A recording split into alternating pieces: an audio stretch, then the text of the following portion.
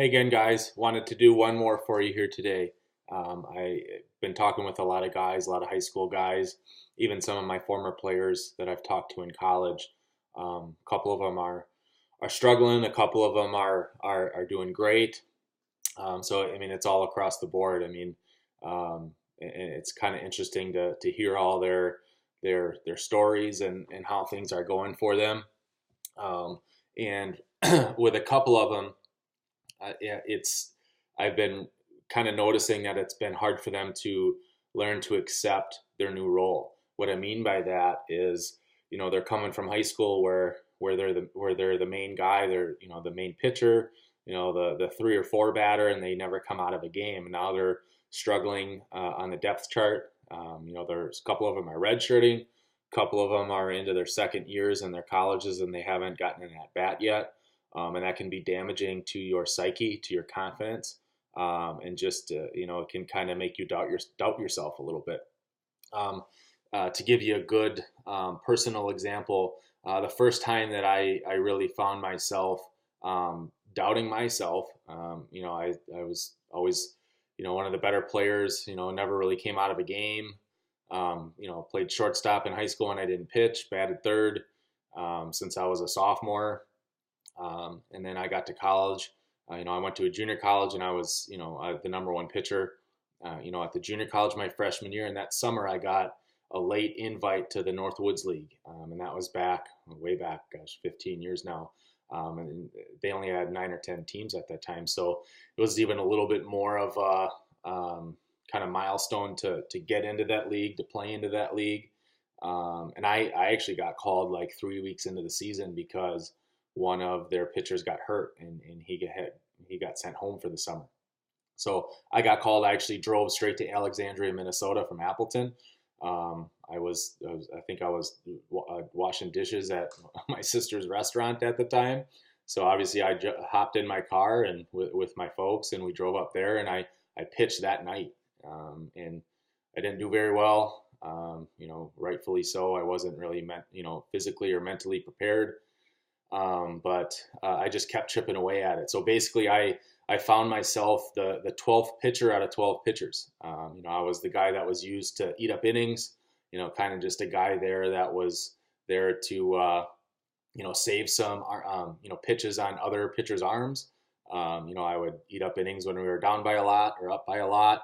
But I just savored the moment because it was a great league and getting the invite there was really cool because I played with a lot of guys that wanted to play in that league and they didn't get a chance to. So I found myself in that battle of doubting myself. I looked down at the roster sheet and my name, it said Rick Cavaiani, Madison Area Technical College.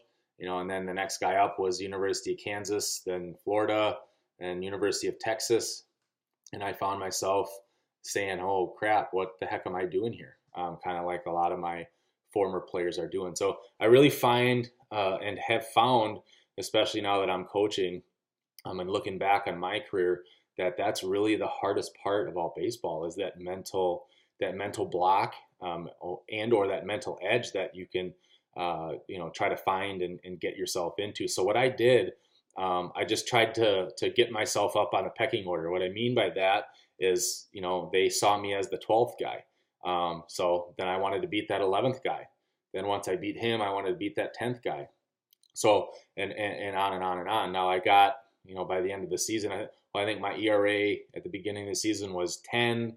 Then I got it down to 8, and then I got it down to 7 and 6, and I just kept chipping away at it. And my goal was to show the coaches in the organization and the GM there that I was getting better every time, because I knew if they saw growth and they saw me get better, that I was going to just keep getting more opportunities.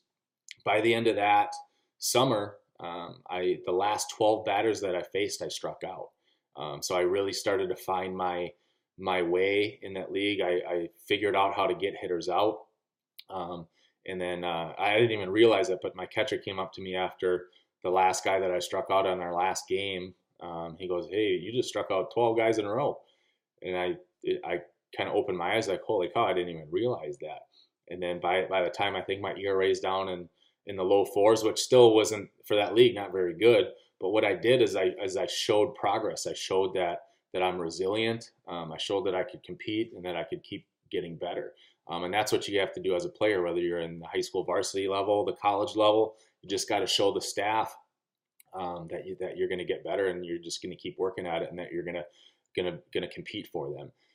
That next year, actually, that off season, I got a call from the Woodchucks, who are the defending Northwoods League champion, and they invited me to play for them that next summer. And obviously, I jumped on that. It's closer to home. My parents got a campsite about 40 minutes from Wausau, so I ended up playing with them.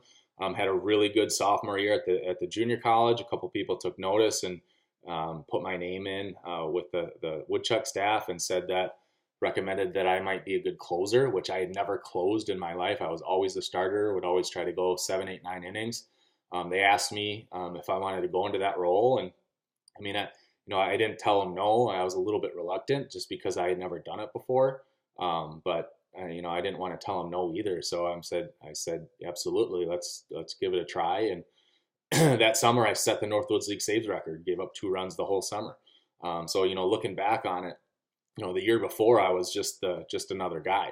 I was the 12th guy. I called 2 weeks into the season because of an injury, and all of a sudden, bam! I just kept working my way up that pecking order and showed the people that I'm going to work hard at it. I'm going to compete, and I'm going to keep getting better. And the next year I set all those league marks. So that's what you just got to do. You got to beat out the guy next to you, the guy that's playing third ahead of you, beat him out, and then if you want to play another position, beat that guy out. Or if you're third in the depth chart, beat the second guy out, and then get some more at bats, and then start proving yourself.